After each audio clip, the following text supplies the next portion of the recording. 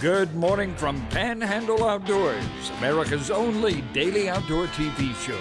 Your source for fishing, hunting, and information for folks who enjoy the great outdoors. Now sit back, relax. It's Panhandle Outdoors. Good morning, folks. Welcome to Panhandle Outdoors. I'm Winston Chester. I'm glad you're here with us on a Monday morning, starting off a big week here. All kind of exciting things we're going to have for you this week. But today, let's get started with our weather, brought to us by Gulf Coast Air Conditioning, Drew Pollard, and a hard-working crew taking care of our everyday comfort needs. And it's going to be one of these stormy couple of days, looks like. I mean, we've had I looked at a temperature, I had to double check. It said a high of 58 and a low of 57. So I don't know if that's a typographical error on Gale's fault or not, but it's weird, it's like that. But that's, the storm's coming through, windy. The water temperature is still remaining around 59.4 degrees at the end of the pier. Our Monday moon forecast, we're just starting a new moon, so we're going to be waxing, have some dark nights, so those big bucks should be walking in the middle of the day, and I want to hear some more reports, and it's going to be interesting to see as we're getting into this week and next week, what I consider the peak of the rut. Take a look at our tide chart brought to us by Kent Forest Lawn. We're looking at a low tide this morning at 527, a high this evening at 640. And like I said, the wind is going to be strong coming out of the east about 10. Wind and rainy and just different, got a lot of wintertime weather is what I call it. Let's take a break. We'll be right back.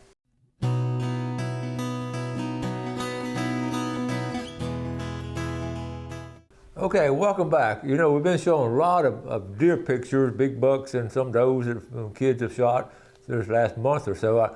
I think some of y'all may worry that we're going to run out of deer. They're going to take all the deer. They're going to shoot them all. But I got to think about that when someone mentioned it to me the other day. So I looked up some statistics, some facts from the FWC website. It's interesting with the deer population, how it started and where it is now. So I got this bar graph, this chart. I'm going to just show it to you right here. Okay, it goes back to the 1700s. On the left hand, it was unregulated deer hide trade, and so what happened? They took a sharp decline in the 1700s called the deer hide. They used it for all kinds of things. 1828. This is here in Florida. Law passed hunting deer west of the Swanee River, so you couldn't hunt them west of the Swanee River, which is over here. So you could hunt them over there around the east side. In 1930, a deer removal campaign to eradicate the cattle fever tick reduced the deer population to 20,000. This is when my granddad and my dad were talking about just were not hardly any deer anywhere, and that was the reason in the 30s and 40s. And then 41, they put a tax on firearms. This is interesting. This is a big deal. They taxed firearms and ammunition to help aid in the conservation, to help get the deer population back up and different things. Okay, so the next chart, I'm gonna go over the next page. In 1958 right here. 1958, the arrest from game wardens and eradication of screwworm increases deer population. They really clamped down on these night hunters back in those days. And then in 1980, population grown large enough to allow a doe harvest in 1980. That's a big deal. They had so many deer. In 1985, the population here in Florida reached 100,000. Check this out. In 2014, the deer population is stable with estimated 700,000 deer in the state of Florida. So that sort of goes to show you. Then real quick, one more thing I was going to show you. This is really interesting. 2014, and then this is stats. It went down some in 2020, but now it's back up to 570,000. So it's going to be. This is from University of Florida Extension Agent. So I just thought that was I thought that was really interesting. I thought you would enjoy that. Okay, now I want to one other thing too. Last week we talked about losing our friend Scott Lindsay, and we it was just tough on a lot of people, and I went ahead and made a Facebook post, and I'll tell you what. We're going to go ahead and do we got a video, one of our last fishing trips a while back. I've showed it before. He and I, we talked about the Carter track. He knew the history of the Carter track, and the Carter track was really interesting on how it ended up with how they sold it, and it was a really interesting story. So we want to go fish the Carter track because thank goodness the state had bought it. Years ago, and really, had really good conservation efforts. So we made a good little fishing trip and had the best time. And it was just fun fishing with Scott. So we're going to take a break, then we'll come back and watch the video. We'll be right back.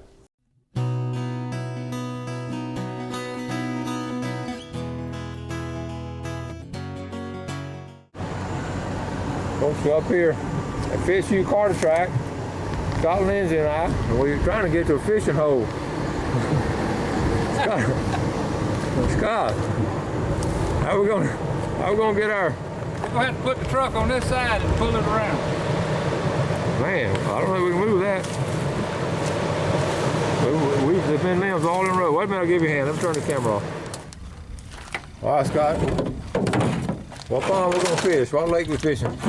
We're gonna go to the dry pond. See how you have to. This is what you gotta do. You gotta bring your boat up here. Yeah, we brought our own water with us. We hit a strong storm. All right. Boat sank before we got here. All right, here's boats over here that they provide for you, but we're gonna use Scott's boat here. We got it by ourselves today, Scott. Yeah, it ain't too crowded, is it? Feel like it. All right, Scott hooked up on the first one. Look at that. Hey, that's a nice one. Ooh, that's a nice one. Oh! You lost him? We won't eat him tonight. Well, let him boil in the water. Ooh, look at that, baby. Nice one. Now we go got that one in. Now, is he 8 inches long? I think he'll do. I don't like that thunder though. Once it thunders, it's done lightning. It's all over. Now, folks, I just pulled this one in, but we got to throw him back because he's not quite 8 inches. Scott, you sure he ain't 8 inches? I don't believe you. Man, that's a shame. That's pretty much. Step on him. All right, we're gonna let him go. All right, folks, got a little rain out here, but we're moving on to another spot. About what horsepower we'll go on that, Scott? 2 hamburger horsepower. 2 hamburgers? Or 1 gray mule. You're sculling. Sculling. Who taught you how to scull? My daddy. So I could scull him around. I don't know what's going to happen to all these bass fishermen if these electric motors quit, because they'd have to quit fishing. That's true. So none of them know how to scull. There ain't many of them scull anymore. They don't know how. All right, there he is. Oh, Lord. What you got there, Scott? Weed. Get him out of there. Your tango got him up in the weeds. He was still down there. This is a hard one to get. There he is. Oh, that's pretty. Got a little bit of shell cracker in him, hasn't it? That's right. He could probably crack a shell. He's big enough to do it. And this ain't Mulehead Lake, right? No, sir. So I tell you, this is not Mulehead Lake. This is on the Carter Track. FishU Carter Track. He ain't all that long. Oh no. You threw that other one back now. We need to keep. Well, this one here ain't 8 inches. That other ain't 8 inches. He sure ain't 8 inches. Well, you got to be 7.5. That won't do it. 7.5 won't do it. All right, Scott got a fly rod out. Just hit this fly right on top of the water back here by his lily pads.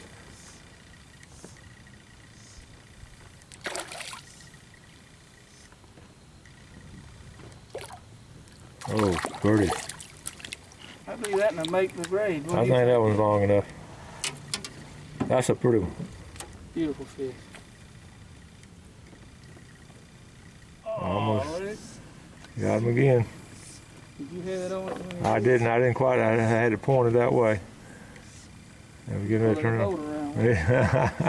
I have to get the gaff out. Look at here. Don't let him get around the stump.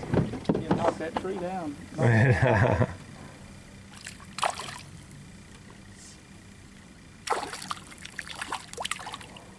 Oh, there's another one. That's his twin brother. Yeah, look how fat he is. These are some healthy fish. There'll be another one in there, Yeah. Oh man. Ain't that pretty? That's beautiful. Oh. What you got there, buddy? Oh. You switched back to the reel, hadn't you? Oh, look at that. Look at that. That is a nice one. You go back to a little spinner. Oh, Lordy mercy. Pretty fish, pretty fish. What you got to say about that? He's blind in one eye. That's why he hit it. He's laying there asleep. Now, can you think of much else we'd rather be doing now? I could like be doing it closer to home where I could do it longer, but no, I can't think of nothing.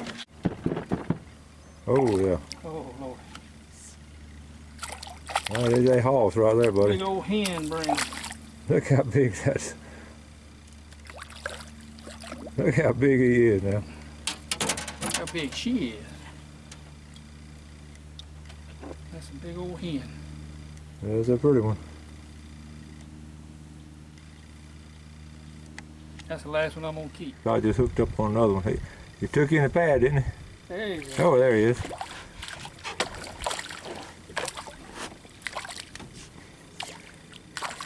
Pretty fish. Big fish. We don't catch anything but big ones. We're trying to. Well, I did catch a couple little ones a while ago. We don't film little ones. Right? Oh yeah, that's right. We just filmed the big one.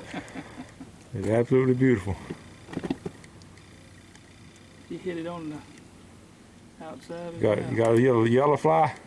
Yellow marathon. Yellow marathon, right there.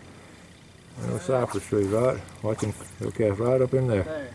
Not even getting in line on him. It may be a bass, who knows? You think it's a big one? Look at it. Ooh, what is that? It's got to be a bass. Wait, that little spinner going across there. That was a brim. I'd have to put him on the wall. But it ain't.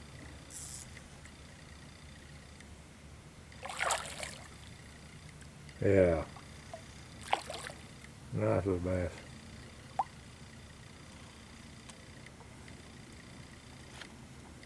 That's our first bass. Mm-hmm. Did you get my spinner? Only one in town.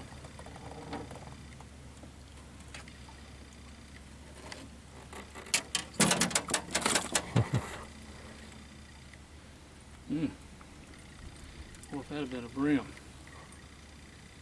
You got it right on the lip, didn't you? Fat, too. Absolutely beautiful. We're on, this is Dry Lake? Yeah, right behind. Dry Pond. And one other boat way over there. That orange line is easy to see out there. Yeah, that makes it easy. All right, I got another one right here.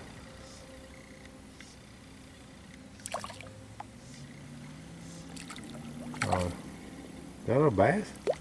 There's a little bass. Here it is. One bass. That did feel good. I thought it was an old warmouth. Yeah. We came up with a mouth like that.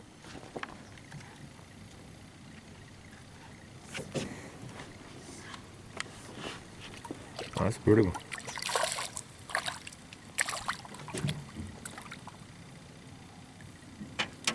Boy, he wanted it. We done lost count, haven't we? All right, folks, we're headed back to landing. Get a little late. I want to get a picture of Scott over here. He's trolling and sculling. The battery's about to run down on this paddle. Well, listen, can you do two things at one time, troll and scull? Yeah, trolling, sculling. Well, it's been a beautiful afternoon of fishing. If my phone would ring, I'd get a bite. Don't you call me? No, I ain't gonna call you now. It's getting late. Let's look in the ice test. We kept a few. We threw most of them back. We kept some. Scott's gonna take some to a friend, and I'm gonna take some to a mama. But there's a couple of nice ones in there. That'd be some good eating. Scott's been a good trip, buddy.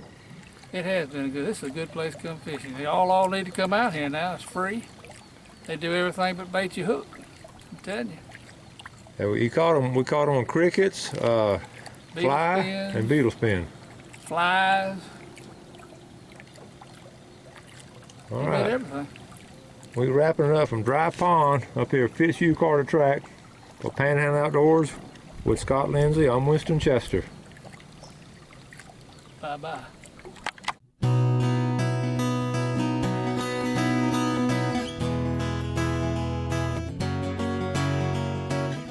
Okay, well, welcome back. Hope you enjoyed that. That was a very special trip, even more special now that we won't get to take it anymore. So let's move on. Look at our fishing game time today, brought to us by Blue Water Outriggers in Port St. Joe. We're looking at this morning 8:03 to 10:03. This evening 8:33 to 10:33, and it's probably going to be blowing, so I won't get out there too far. I wanted, when I'd gotten word about Scott's passing, I made a little Facebook post. I wanted to share it with you because it was just I just want to share it with you, okay? And then a lot of people were able to react to this and give their condolences, and also some things that they've done with Scott. It really was really neat. This is one good thing about social media. You get to do things like this. Here's what I did last week. I said yesterday I lost a friend, and the outdoor world lost a legend. Captain Scott Lindsay was a giant of an outdoorsman, boat captain, extraordinary fisherman, diver, outdoor TV show host, outdoor writer for the News Herald. He was a great father and loved his two boys, Jeremy and Jason. For the past 30 years, he's been one of my closest friends, always encouraging me for my book and TV show. I will miss our long talks. I will miss my friend. And then I posted some pictures. I was able to dig up some pictures finally, and here's one from him in high school. He told me about this trip. This was in December of 1964, New Year's Eve in 1964, and he and his buddy went duck hunting. So up there in Elba, Alabama, the Elba Clipper.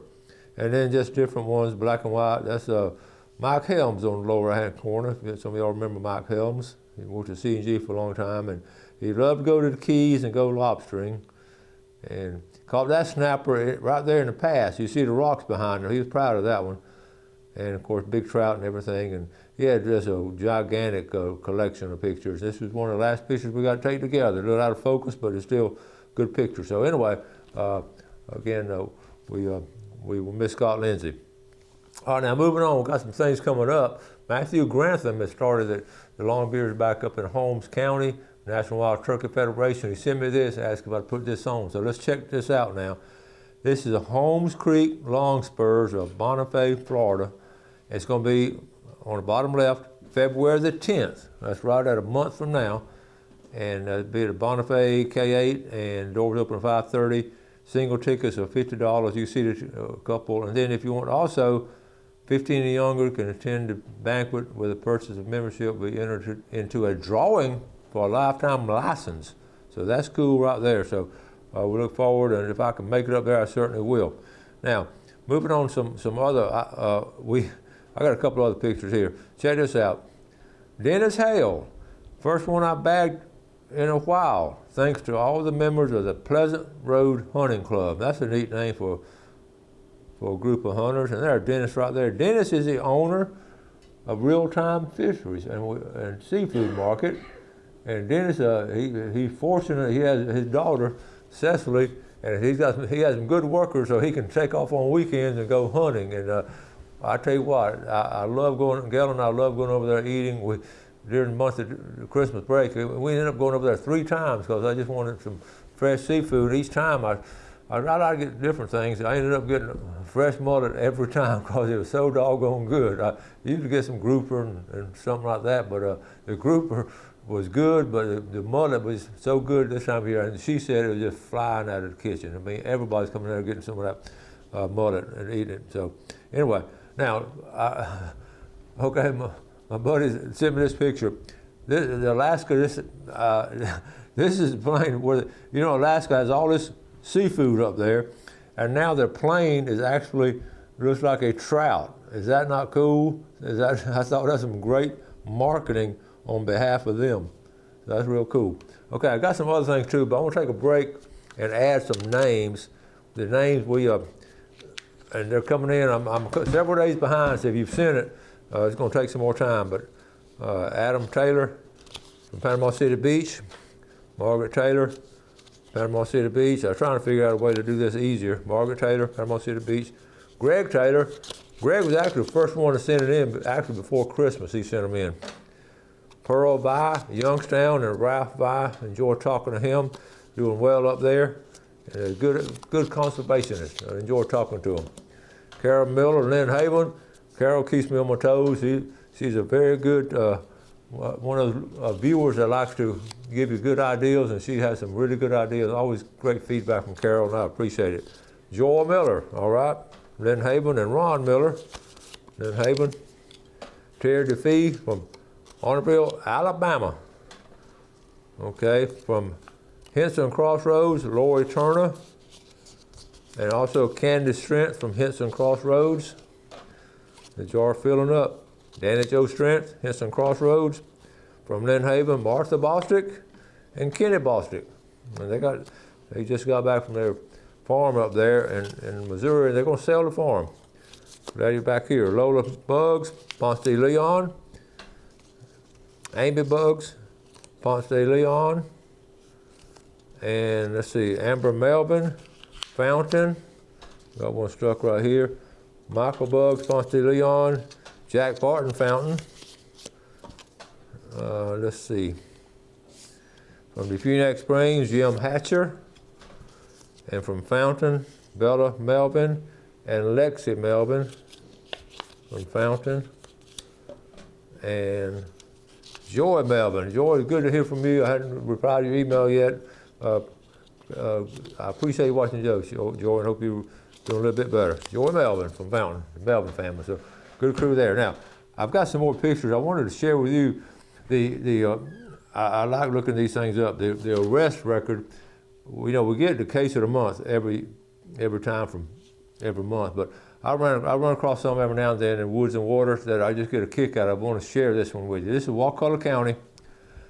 Officer D. Travis, no kidding, our Travis, he conducted, this is interesting, conducted an inspection of 3 individuals on board a vessel. The owner captain said they had 2 legal red drum and threw a bunch of short ones back.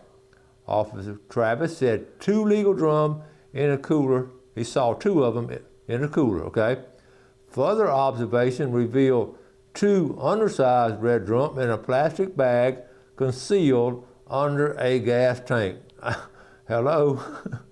I mean, okay. And the owner captain issued misdemeanor citations for over the bag limit. And I have another one. I don't have time to get into it. That's in Escambia County, but stop and think about it. You're getting two illegal ones, and you're going to fillet them and put them in a plastic bag and hide them under the gas tank. Now, our conservation officers are pretty well trained. They know every nook and cranny of the boat they get on. They know where their hiding places are.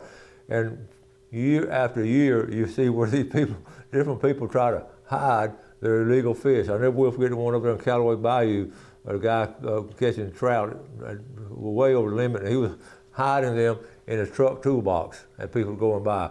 So we're not working with geniuses here. We're just, some of them are just plain out outlaws, and some just not smart. So it's sometimes a combination. All right, I got to wrap it up. Got a lot of stuff coming up tomorrow, and y'all do something good today for your fellow man. You have a great day. Enjoy the outdoors, and let's take care of it. God bless. Thanks for watching America's only daily outdoor TV show, Panhandle Outdoors with Winston Chester, featuring hunting, fishing, and other activities and information to help you enjoy the great outdoors. Join us next time for Panhandle Outdoors.